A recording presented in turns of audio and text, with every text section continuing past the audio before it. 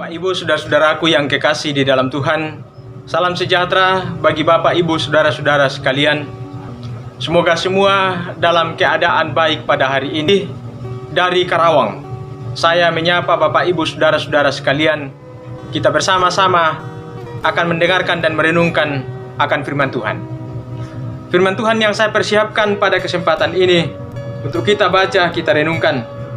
Saya pilih dari kitab Yosua pasal 1 ayat 7-9. Perintah Tuhan kepada Yosua untuk merebut tanah Kanaan. Hanya kuatkan dan teguhkanlah hatimu dengan sungguh-sungguh. Bertindaklah hati-hati sesuai dengan seluruh hukum yang telah diperintahkan kepadamu oleh hambaku Musa. Janganlah menyimpang ke kanan atau ke kiri, supaya engkau beruntung kemanapun engkau pergi.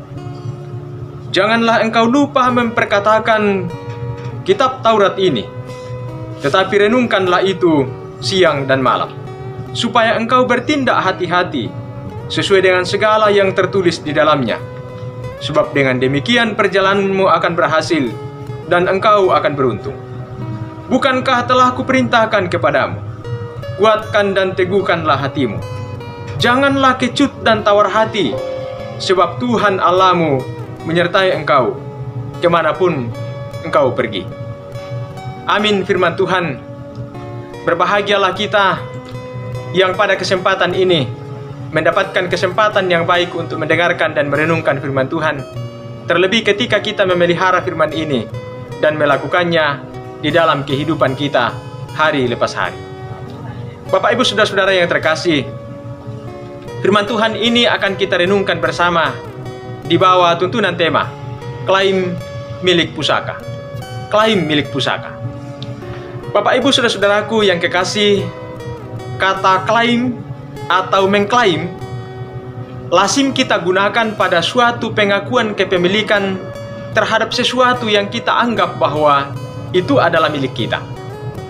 Ketika kita mengklaim sesuatu yang kita anggap itu adalah milik kita, biasanya orang meminta suatu bukti kepada kita bahwa apakah benar itu adalah milik kita. Apa buktinya bahwa saudara berhak atas barang ini, atau atas tanah ini, atau atas rumah ini, dan sebagainya. Jika barang itu adalah hasil pemberian orang lain, maka orang yang memberikannya kepada kita akan memberikan sebuah tanda bukti bahwa dia telah menyerahkan itu kepada kita, supaya ketika kita hendak mengklaim barang itu, kita sudah punya tanda bukti untuk dapat kita perlihatkan. Saudaraku yang kekasih di dalam Tuhan, Tuhan memberikan tanah Kanaan kepada bangsa Israel sebagai milik pusaka, bahkan sebelum bangsa Israel memasuki tanah Kanaan itu. Kini, milik pusaka pemberian Tuhan itu sudah di depan mata mereka. Namun sayangnya, pemimpin mereka yakni Musa harus mengakhiri perjalanannya sesaat sebelum mereka menduduki negeri itu, dan harus digantikan oleh pemimpin yang baru yakni Yosua. Tongkat estafet kepemimpinan kini telah jatuh ke tangan Yosua. Namun tugas ini bukanlah tugas yang mudah bagi Yosua. Yosua akan mengemban tugas yang sangat sulit karena dia harus menggantikan pemimpin yang besar seperti Musa. Tetapi meskipun demikian, Tuhan memperlengkapi dan menyiapkan Yosua dengan tugas ini. Ternyata proses yang dialami menjadi abdi Musa selama ini adalah cara Tuhan untuk memperlengkapi Yosua menjadi pemimpin kelak menggantikan Musa.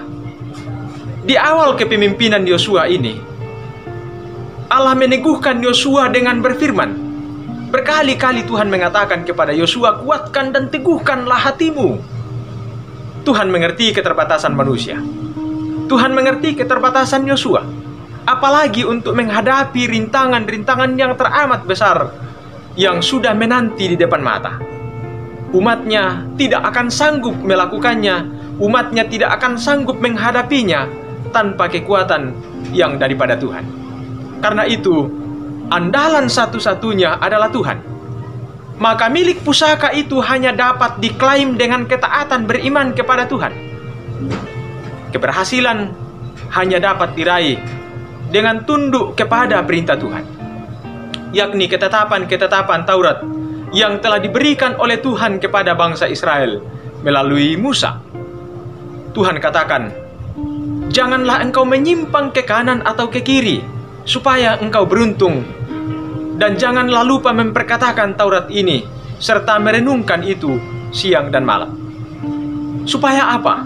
Supaya engkau bertindak hati-hati, dan dengan demikian engkau akan berhasil. Di sini sangat jelas, Bapak Ibu saudara-saudaraku yang kekasih, Tuhan menghendaki klaim kepemilikan Israel atas tanah pusaka itu hanya dapat diperoleh dengan ketaatan penuh kepada perintah Tuhan. Bukan atas kepiawaian kepemimpinan Yosua, bukan atas kekuatan mereka sendiri. Hanya dengan mentaati yang difirmankan Tuhanlah mereka dapat mengambil milik pusaka yang Tuhan peruntukkan bagi mereka. Merenungkan firman Tuhan siang dan malam akan membuat kita bertindak hati-hati, menjalankan roda kehidupan, sehingga kehendak Tuhan sajalah yang kita ikuti. Dialah Tuhan sang pemberi milik pusaka itu. Milik pusaka dapat ditafsirkan dengan berbagai hal yang Tuhan peruntukkan kepada kita sekalian di dalam hidup ini, baik berkat materi, berkat kesehatan, berkat keturunan, terlebih milik pusaka yang kekal yang telah dianugerahkannya kepada kita melalui pengorbanan Tuhan kita Yesus Kristus, yang pada akhirnya kita semua disebut sebagai ahli waris kerajaan sorga. Renungkanlah, Bapak Ibu saudara-saudaraku yang kekasih di dalam Tuhan. Bukankah kita terkadang menjalani hidup ini untuk memperoleh apa yang kita inginkan dengan klaim yang salah? Terkadang kita bertindak dengan tidak hati-hati, dan akhirnya kita menjerumuskan diri kita sendiri kepada hal-hal yang tidak dikehendaki oleh Tuhan. Dan berkali-kali bangsa Israel gagal dalam perjalanannya oleh karena ketidaktaatan mereka kepada apa yang diperintahkan oleh Tuhan kepada mereka. Dan menurut saya, kisah-kisah itu teramat penting untuk menjadi pelajaran bagi kita semua. Karena kita dalam menjalani kehidupan ini seumpama perjalanan bangsa Israel menuju tanah Kanaan, tanah perjanjian. Dan tanah perjanjian yang sedang kita tuju adalah kerajaan sorga. Kerajaan sorga itu sudah menjadi milik kita semua. Dan cara kita untuk mengklaim menjadi milik abadi kita adalah ketaatan kepada apa yang difirmankan Tuhan untuk kita ikuti di dalam hidup ini. Begitupun dengan meraih berbagai-bagai kebutuhan kita dalam hidup ini. Tuhan menghendaki agar kita senantiasa berjalan dalam ketaatan kepadanya, agar kita dapat bertindak hati-hati dalam setiap jejak langkah juang kita, sehingga setiap capaian-capaian kita akan membawa kita kepada keberuntungan, yang bukan saja keberuntungan dalam dunia ini, tetapi terlebih keberuntungan dalam kehidupan yang kekal. Kuatkan dan teguhkanlah hatimu. Janganlah kecut dan tawar hati, sebab Tuhan Allahmu menyertai engkau kemanapun engkau pergi. Tuhan memberkati kita sekalian. Amin.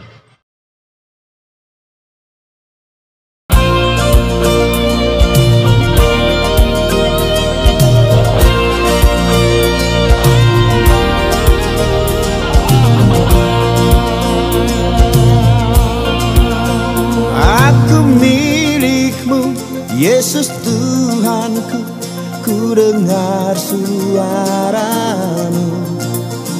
Ku merindukan datang mendekat dan diraih oleh-Mu.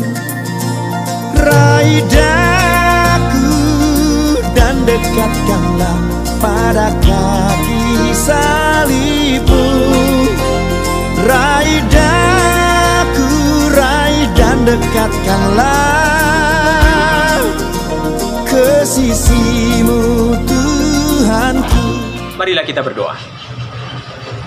Ya Bapa di sorga, Allah yang Maha Kasih, terpujilah Engkau, Allah yang telah menganugerahkan kehidupan yang kekal kepada kami, untuk kami nikmati, sebagai bukti kasih-Mu bagi kami, terus memelihara hidup kami sebaik-baiknya. Kuatkanlah dan teguhkanlah kami ya Tuhan, untuk terus menjalani hidup ini sesuai dengan firman-Mu, supaya perjalanan kehidupan kami senantiasa terarah kepada segala sesuatu yang Engkau kehendaki. Bapa di sorga, tuntun dan peliharakanlah kami, berikanlah hikmat-Mu, berikanlah kesehatan, semoga semuanya dapat kami lalui dengan sebaik-baiknya demi kemuliaan-Mu. Ampuni salah dan dosa kami Tuhan, sempurnakan kami yang bermohon kepadamu. Di dalam nama Tuhan Yesus kami mengucap syukur. Amin.